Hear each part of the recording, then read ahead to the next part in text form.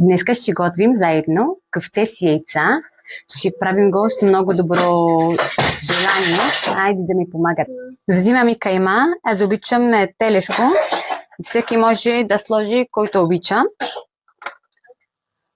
Слагаме сега настърган люк, магданус, но само половината.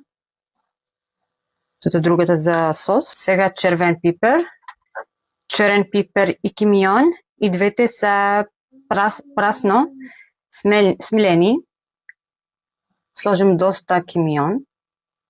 Така са много вкусна.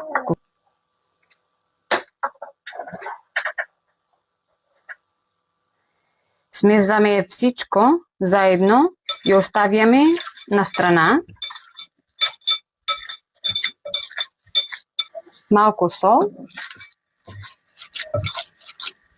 Днеска имам един помощник, който папка. Така е по-спокоен, за да мога да правя нещата спокойна. Той яде сега форми. Слагаме малко захтин с домати. Сега магданус и чесън, черен пипер и червен пипер. Малко сол. Докато доматът се готви, оформяме кофтета на малки топчета.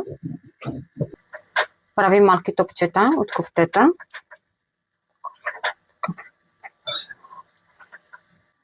Хайде да видим как е соса. Домат е готов. Сега сложим кофте. Малко по малко. И така стана. Бъркаме внимателно, без да си чупят кофтета. Така трябва да стана. Сос. Кофтета са сготвени. Сега добавиме яйцата, без да се бъркаме. Покрием цигана, за да се сготвят отгоре. Гледайте как стана това. Уникално! Уникално!